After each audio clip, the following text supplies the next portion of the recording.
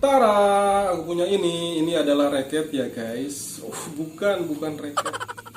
Mungkin bunda di mana-mana sudah tahu ini adalah cetakan kembang goyang atau di Sunda dikenal dengan istilah cetakan seroja. Nah, ada kalanya ketika kalian mempunyai cetakan ini, apalagi pas awal beli, ketika digunakan itu lengket dan tidak licin. Memang itu ada caranya bunda semuanya.